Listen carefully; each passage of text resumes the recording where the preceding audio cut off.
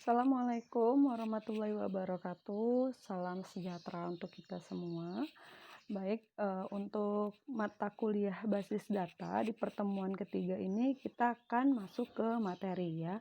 Nah, di awal sebelum nanti saya menjelaskan tutorial untuk membangun sebuah database, itu kita bahas dulu konsep dasar dari basis data itu sendiri yang terdiri dari definisi, terminologi, dan kunci ya.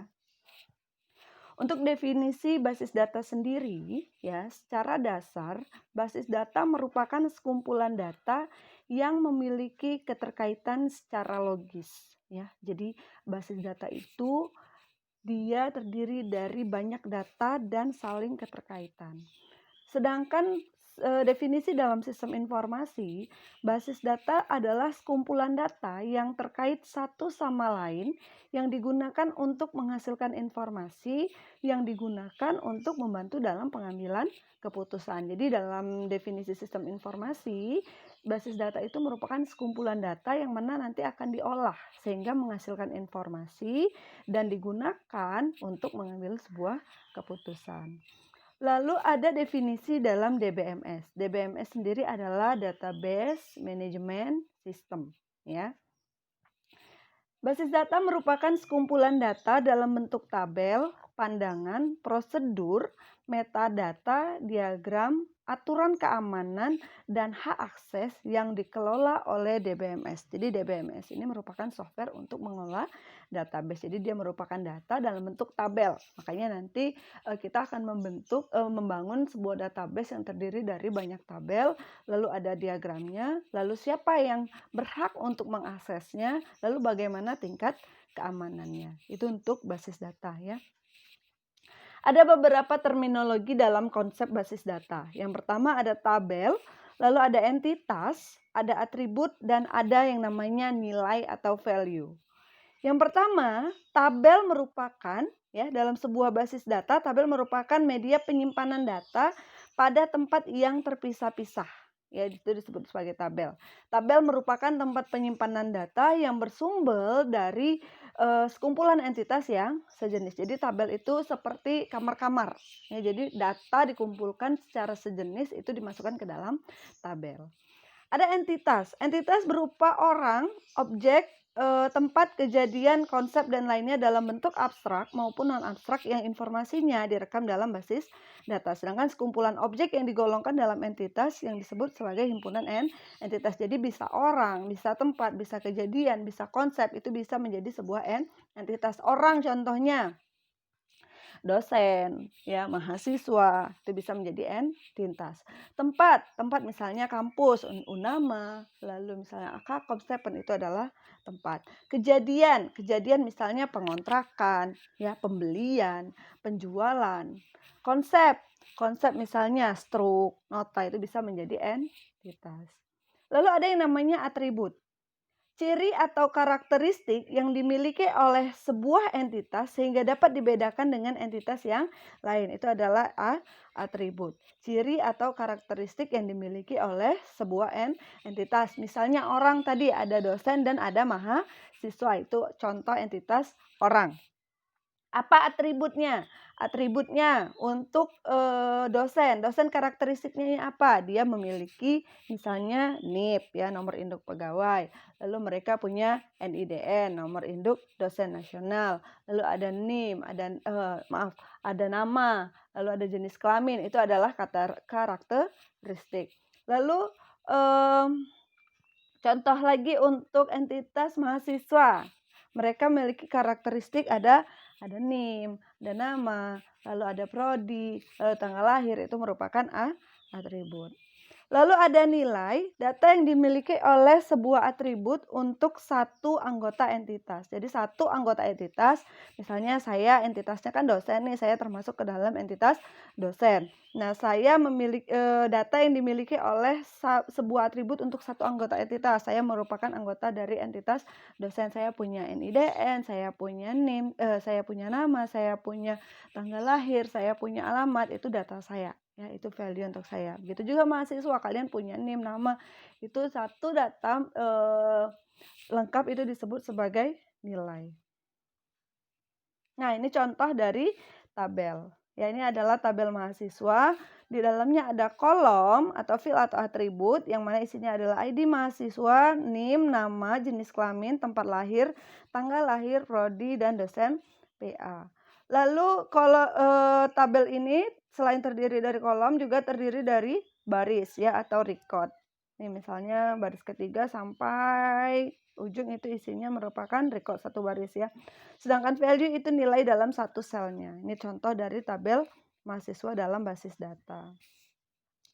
Lalu untuk kunci ya. Jadi di dalam basis data itu ada istilah kunci atau key. Kunci data merupakan satu atau sekumpulan kombinasi nilai atribut sebuah anggota entitas yang dapat digunakan untuk membedakannya dengan anggota entitas yang lain.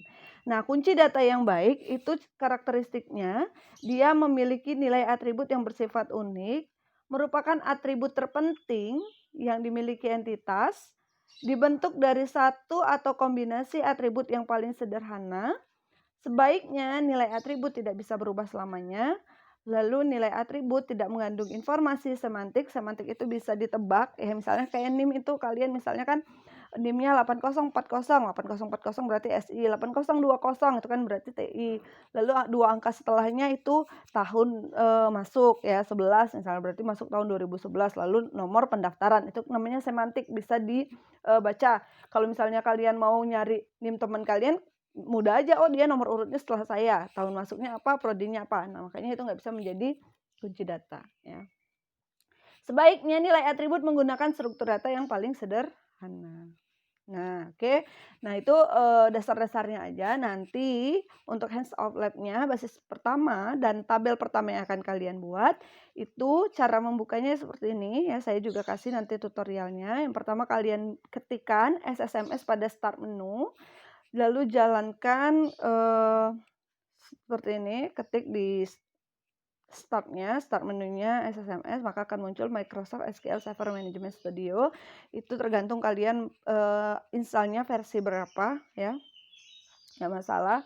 Lalu nanti akan muncul ya connect to servernya. Jadi SQL Server ini merupakan DBMS untuk membangun database yang memiliki sifat client and server ya. Nah, lalu kalian login, ya kalian connect, oke, pada komputer masing-masing, seperti ini, server name-nya, itu tergantung dari kalian, settingnya, ya. Kalau di sini komputernya, untuk di sini Ali X465 URK, ya. Lalu authentication-nya Windows Authentication, lalu kalian klik connect nanti. Nah, cara membuat basis data barunya seperti ini ya, kalian klik database. Oke, new database. Lalu akan muncul DB Academic. Oke, untuk materinya saya rasa nggak perlu saya jelasin semuanya, nanti akan saya kasih tutorialnya. Ini mendesain tabel, nanti silakan kalian baca ya. Kolom name-nya, tipenya, set primary key-nya, lalu cara mendesain tabelnya, cara menyimpannya ya.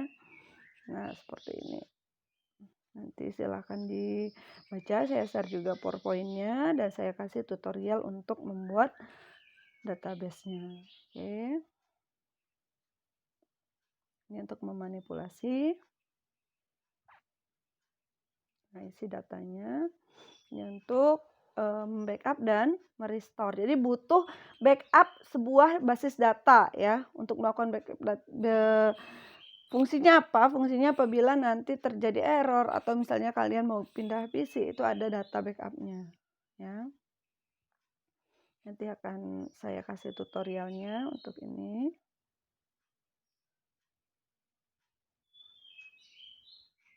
Oke, ini backup.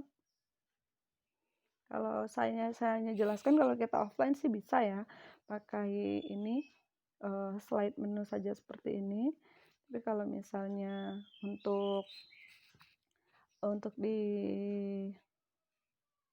online nggak bisa, harus kasih tutorial. Nah, kalau backupnya berhasil nanti akan muncul seperti ini ya. The backup of database DB Academic complete and successfully. Ini restore-nya. Kalau misalnya nanti setelah di backup kalian mau merestore, Ya, kalian mau manggil lagi database-nya yang sudah terhapus. Nah, ini tipe-tipenya, nanti silahkan dibaca. Oke.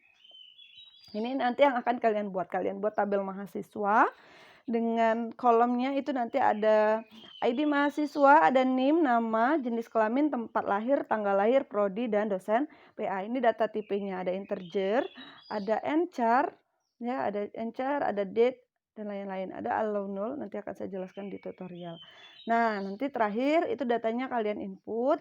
Untuk data pertama, ya, si Santi Kurnia ini, kalian ganti dengan data kalian. Berarti satu, misalnya NIM kalian berapa, nama kalian berapa, jenis kelamin, tempat lahir, tanggal lahir, prodinya itu tetap disamakan ya. Pokoknya data kalian, prodinya apa, dosen PA-nya tulis aja satu. Oke. Nah, data kedua milianinya tetap ya 2 sampai 15 ya tetap. Jadi tetap 15 tapi data pertama diganti data kalian. Oke, nanti saya akan kasih tutorialnya. Saya akhiri. Wassalamualaikum warahmatullahi wabarakatuh.